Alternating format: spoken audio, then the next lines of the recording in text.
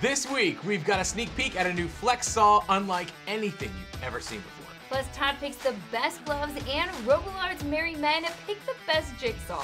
This is your Power Tool Week in Review.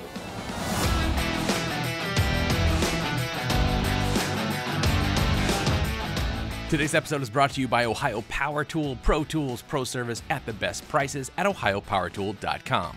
And Ego, power beyond belief. Welcome back, Power Tool fans. I'm Rob. And I'm Sarah, and today we have several tool stories for you, starting with the crew at Toolbox Buzz, who decided to test every D-handle jigsaw they could find. This is a Toolbox Buzz head-to-head, which means a team of at least, let's say 40 guys take 15 different jigsaws and build jigs that are just about more complex than the tools they're testing. This time around, they tested power, speed, accuracy, ergonomics, vibration, value, and more. They included examples from every point on the spectrum, including Festool, Milwaukee, DeWalt, and even Ryobi, Skill, and Black & Decker. If you have a question, any question at all, really, the TBB crew has the answer. You can watch the entire event at Toolbox Buzz. Speaking of ridiculously detailed head-to-heads, Todd's back again this week. This time he's testing work gloves, so of course he put them in a small bear trap because, he's Project Farm. As a guy with delicate man-baby hands, I love work gloves. I do a lot of outdoor work on a property, and I'm always on the lookout for a better set of gloves. As per usual, Todd designed several creative test setups to test durability, grip, puncture, and cut resistance, and yeah, only Project Farm could make this watchable. It has to be his pacing. His tests move like they were written by Aaron Sorkin.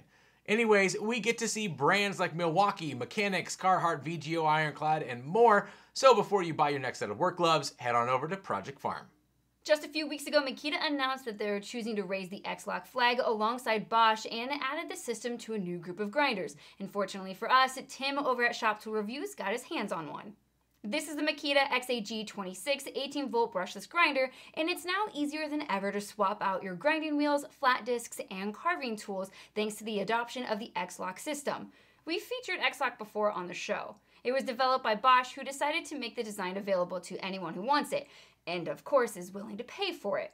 Makita is just the latest of 39 other companies now building X-Lock grinders or accessories, which is a good thing considering how good Makita's grinders are. And this new XAG26 is no exception. It features a brushless LXT motor, paddle switch, which I prefer myself, and at only 6 pounds with a battery, it's ergonomic too. But it's the new X-Lock compatibility that stands out, and fortunately, it doesn't appear to raise the price much, if at all. For the full review, head over to Shop Tool Reviews.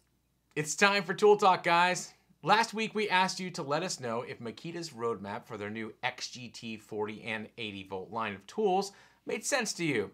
And you all had a lot of strong opinions. Mr. J06 said, I'm invested in Makita's LXT line more than anything else, but I won't be moving to their 40 volt platform as I simply don't need to. I want to though.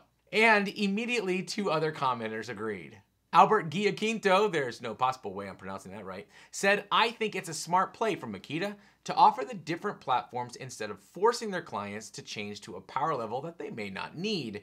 I think they're going for a wider range of customers, from home DIY entry level to handymen and light duty installers, to their new line of being geared towards heavy duty work sites without power. Now, there were of course several anti-teal guys out there, but for the most part, the majority of our fans seem to like Makita's plan, which was a little surprising.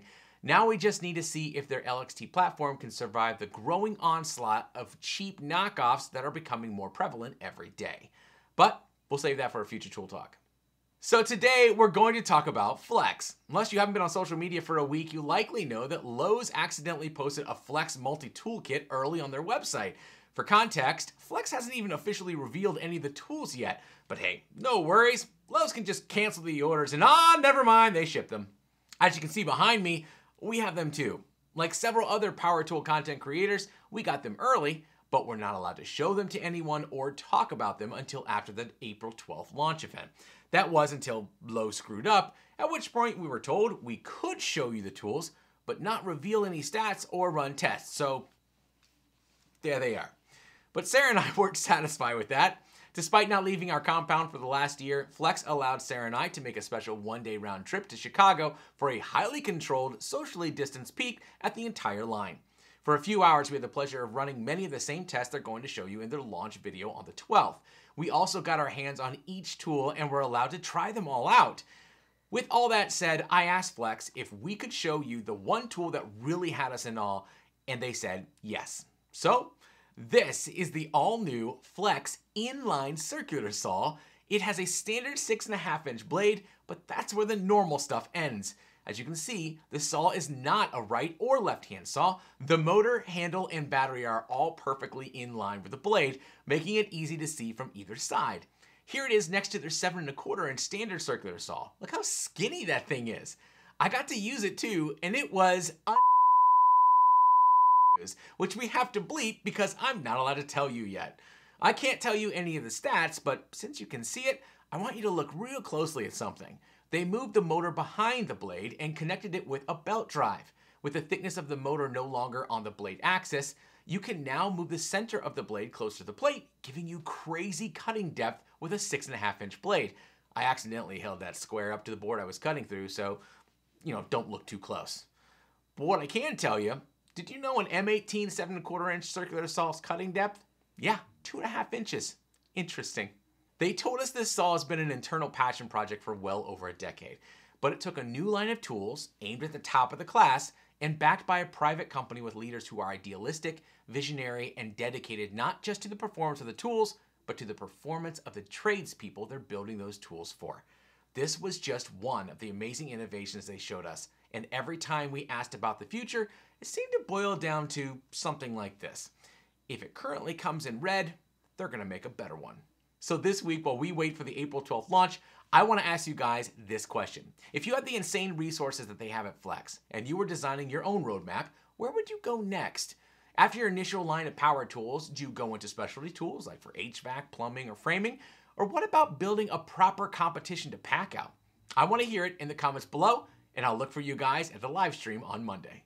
Speaking of world domination, last week we took a look at Makita's plan to take your money, which you can watch right here. Special thanks to Ego and Ohio Power Tool for sponsoring this episode. Guys, we couldn't do it without you. Don't forget to like and subscribe so you don't miss a thing. We'll see you next week.